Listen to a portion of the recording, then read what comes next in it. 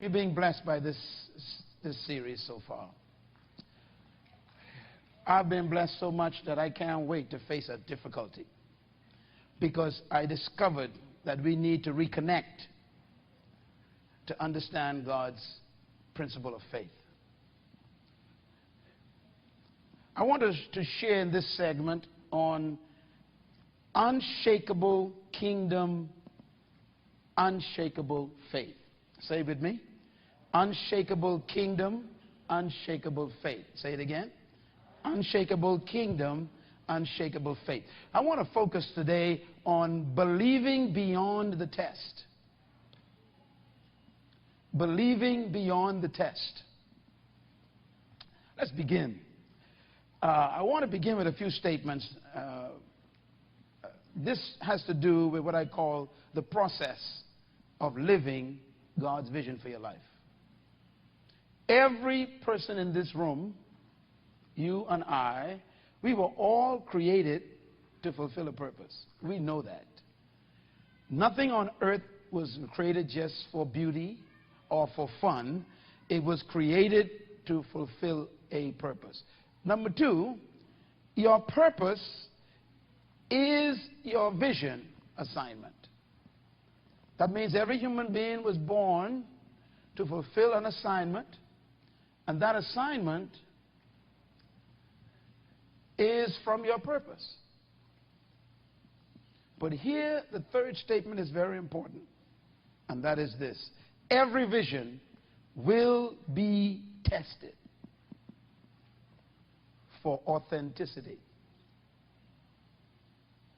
That means no one in this room or watching this TV program, no one listening to this CD or watching this DVD is exempt from test.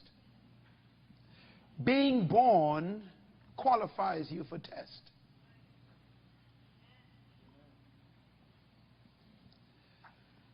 The safest way to stay away from major tests is to decide not to fulfill your vision.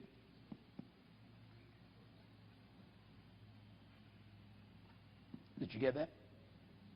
In other words, decide not to be yourself, and you won't have too much trouble in life.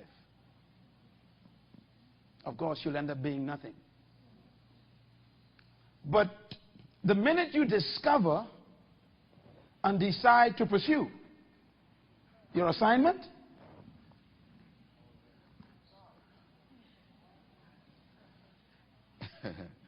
you just qualified for test. Please get used to that idea. Stop believing that testing is a sign that you are out of God's will. Testing is a sign, Ann, that you are in it. The devil don't stop no one who ain't going nowhere.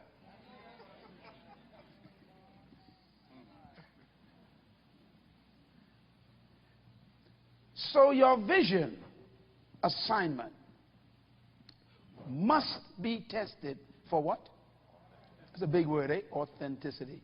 It means God has designed life in such a way that life will test to see if what you claim God told you to do is authentic.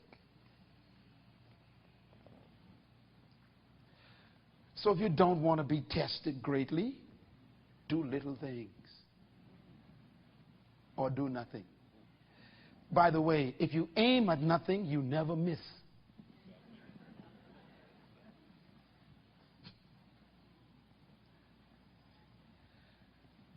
Everybody say tests are normal. Say it again. Tests are normal. You know what tests does? They remind you you are living. You are alive. Only dead people are not tested. As long as you are breathing, you will be tested. And the exams never finish in life. Write this down. Point number 4. The test is not to destroy you, but to prove you. Tests are not sent to destroy. They are sent to prove. You will never know who you really are until you are tested.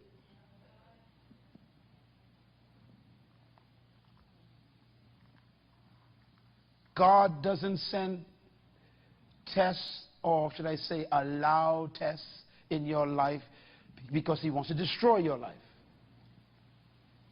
He allows tests so that you yourself could discover what you are made out of. Whether you truly do have the belief in your own assignment. We were talking about life. And one of the things I try to emphasize to you is you must allow God to be God. Don't try to be God. You will definitely kill yourself. What do I mean by that? Well, here's what I mean. There are things only God can do. So know your limit and back off. Number two, there are things only God knows. So some things you don't know, and be honest with people. Number three, there are things only God understands. You don't comprehend everything that's happening in your life or what that has happened in life. You must know when to back off and say, you know, God, I really don't understand this. Surrender your lack of understanding to God's omnipotence. Number three, there are things only God can explain. You should not try to explain everything to people in life because there's some things you cannot explain. Like, why are you bow-legged? Well, that's not a good example, I guess.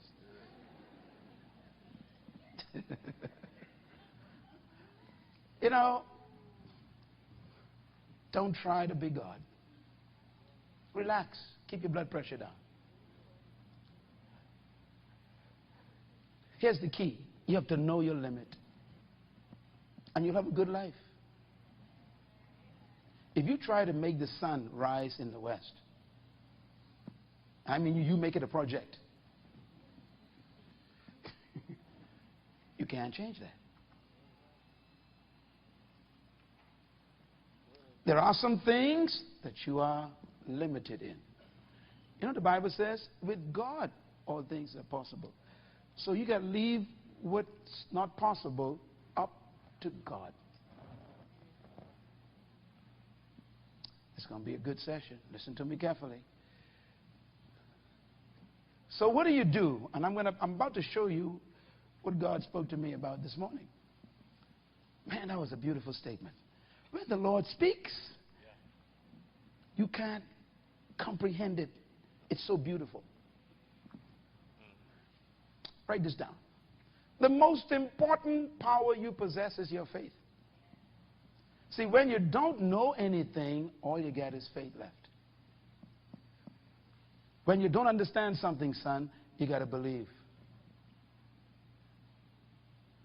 Number two, faith is your belief and conviction that creates your confidence.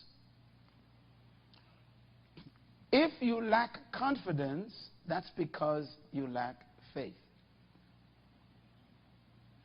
If you possess faith, it produces confidence every morning. You walk into the world with confidence. No matter how the environment looks, you walk into the world with this spirit of conviction that I'm still going to win. It gives you confidence. And number four, your faith is manifested by the test it encounters. I repeat, your faith is manifested by what? I can't hear you. The test it encounters. In other words, if you have faith, only tests can prove it exists.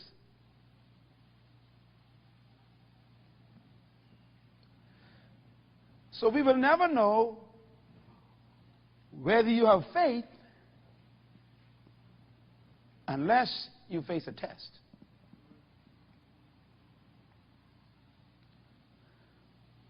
And that's why you're going through what you're going through right now in your life. That experience didn't come to destroy you.